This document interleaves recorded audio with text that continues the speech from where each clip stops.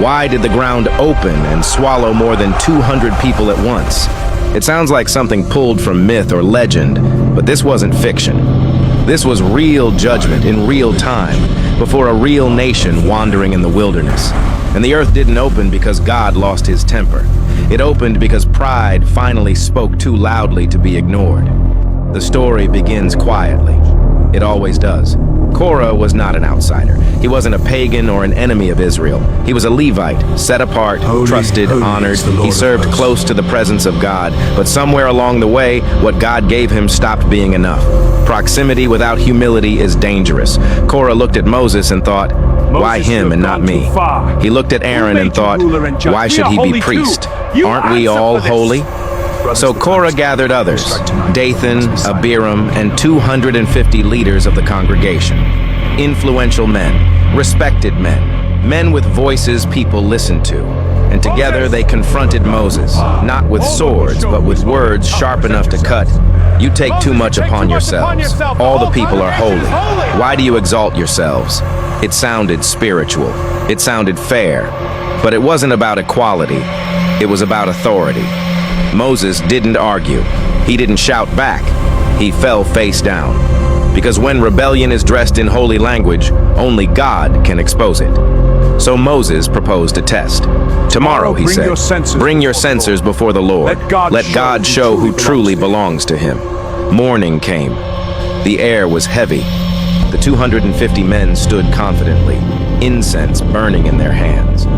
Korah stood firm. No fear, no repentance, just confidence that God would side with them. Then the glory of the Lord appeared. God warned the people to step back. Moses cried out with urgency, move away from the tents of these men. Do not touch anything that belongs to them. Families scrambled away. Dust rose, silence fell, and then the ground split open. Not gradually, not symbolically. The earth opened its mouth and swallowed them alive. Korah, Dathan, Abiram, their households, their possessions. In one moment, the rebellion vanished beneath the surface, and fire followed, consuming the 250 men who offered incense without being called.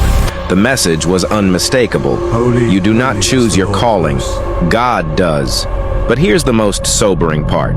The next day, the people complained again. They accused Moses of killing the Lord's people. And once more, judgment fell, a plague that swept through the camp. Thousands died before Aaron ran into the middle of the destruction, standing between the living and the dead. Only then did it stop. So why did the ground open and swallow more than 200 people at once? Because pride refused correction. Because rebellion masqueraded as righteousness. Because serving God without submitting to God is still rebellion. Korah didn't fall because he lacked gifting. He fell because he lacked humility. This story isn't just about ancient Israel. It's a warning to every heart that quietly says, I deserve more. To every voice that challenges God's order instead of trusting God's wisdom. Sometimes judgment looks dramatic, not because God is harsh, but because the lesson must be unforgettable. Don't be a Korah. Be faithful where God placed you.